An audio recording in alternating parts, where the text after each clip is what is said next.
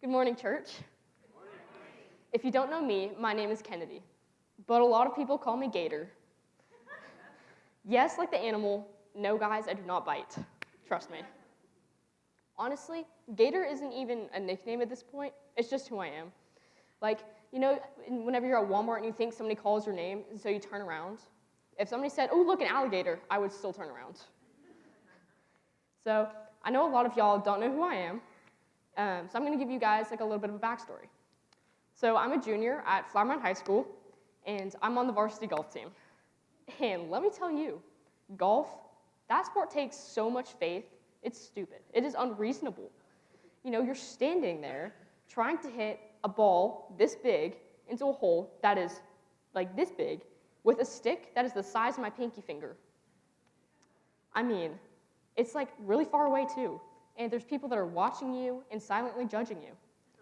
And you expect me to stay calm? I mean, seriously, really? That's insane. Like, that's a spiritual warfare going on. That's how I think about golf. You know, every time I step up to hit, I'm like, Lord, guide my swing. You know, because I clearly have not been able to do that today. And sometimes, you know, he helps me. And sometimes he's like, you know, this is going to build some character. You know, I'm always like, Lord, I have enough character, I promise. But seriously, golf has taught me a lot about faith. Because you can do everything right, your stance, your grip, your swing, and you can still mess it up. And sometimes life can feel like that too. You can feel like you're doing everything right in your faith, but nothing is going your way. So today I want to talk about faith, which is why we have the mustard seed. I'm not going to talk about faith like you see YouTube golf. Perfect. Every shot is stuck 2 feet from the hole. Because, I mean, seriously, nobody is like that. Just saying. Everybody has messy faith, confused faith, the kind of faith that will still show up even if you don't fully understand God's timing or what God is trying to say. Raise your hand if you've heard the story of the mustard seed. Okay, good, we're not starting from zero. So, I'm going to be honest. Growing up, I thought faith had to be strong all the time. You know, you wake up, you read your Bible, drink your coffee, even though I don't drink coffee because I clearly have enough energy, and boom, perfect faith. No doubts, no questions, no struggles. And I was like, you're funny, I ain't got that. Because my faith has never felt consistent. And some days I was like, yes, Lord, I trust you, I thirst for your word. And other days, I was like, Lord, I trust you, but I got a lot of questions. And it's not like one question, it's like, you know, long as the receipt you get from Costco. Those are long. Like, you know, why is this happening? Why now? Why me? And also, what is the plan here? Because I'm super confused. And that's why this verse has changed everything for me. Faith as small as a mustard seed can move mountains. And when I first heard that, I was so confused. Because, you know, why are we aiming small? Why not say faith as big as Mount Everest can move Mount Fiji? That sounds better. You know, that sounds a little bit more motivating. That sounds like something I should put on the back of a shirt. But no, he said mustard seed. And, you know, if you look at the ones that you have now, those things are like microscopic. I cannot see those things without glasses on. And if we were all to drop one right now, they would go poof, like my motivation to do homework after practice. But that's the point. God isn't asking for perfect faith. He's not asking for huge faith. He's asking for the real, true, raw faith, even if it's small, because small faith is still faith. And it took me so long to understand that. So I've been playing golf for basically my whole life, and I love it. But at some point, golf became more than just a sport for me. Because my assistant golf coach, Coach Gage, wrong picture. There we go. He's one of the biggest reasons why my faith is where it is today. He had me in both math and in golf, which honestly should not be allowed. He had a double shift going for me. And honestly, that's not even him just being a coach. That's a full subscription service to my behavior. Whew. But seriously, he taught me what faith actually looks like. Not just what it sounds like, not just what you hear, but what his looked like for him and helped me lead me to where I am. And I broke my collarbone, which was a 0 out of 10 experience. I really don't recommend that at all. Not fun. I was out for basically a whole year, let's say golf-wise. And when I came back to golf, I was terrible. It was very humbling. Like, I went from feeling confident to being like, wow, I forgot how to do everything. This is amazing. I had no confidence, no faith in myself. And if I'm being completely honest, I didn't really have like any faith in God.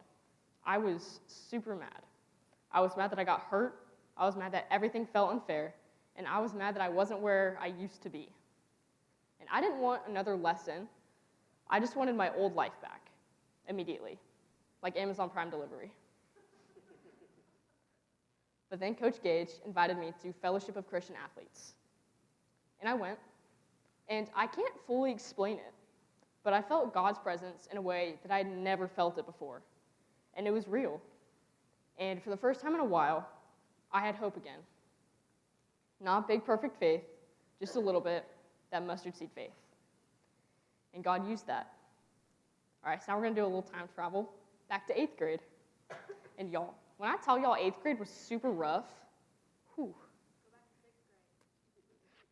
That was rough too. So in 8th grade, I believed in God. I didn't really live like a Christian, but I believed in God. I was dealing with anger, just stuff from my past, and honestly, I was just trying to get through middle school. And school is not my thing. Wasn't my thing then, it's still not my thing. I couldn't sit still, couldn't focus, and definitely could not stop talking. Like, if talking was a sport, I'd be the varsity captain, I'd be MVP, and I'd be the first round overall draft pick. Just saying.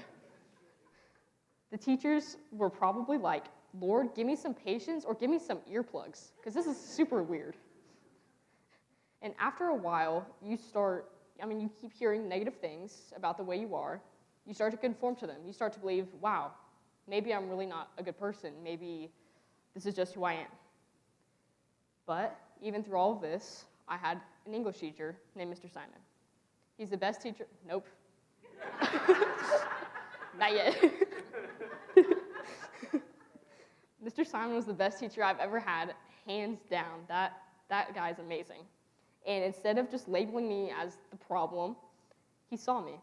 He didn't just say, oh, just do better. He helped me become better. He helped me get diagnosed with ADHD. And let me tell y'all, that explains so much about me. I mean, geez. And for the first time, I didn't feel broken. I felt understood, and he had faith in me when I didn't have it myself. And that is the textbook mustard seed faith. And then we're going to go to this year. Okay, now you can put up the picture. We're going to go back to August of this year. This moment I'm not very proud of, but I feel like it's very important to be real with y'all in this sermon. I got into a little tussle at school, a little fight. It's definitely not my highlight reel, just saying that. Definitely not something I'm going to put on a college application or anything like that. And it got very serious. It got really serious to the point where I got charged with a misdemeanor until I'm 18. Sorry. And, sorry, I'm like really scared. Sorry. And during all this, it felt like my life was like falling apart. And it would have been really easy for people to label me as the problem, the issue, a criminal. And a lot of people did. But my assistant principal, sorry, I'm like really scared.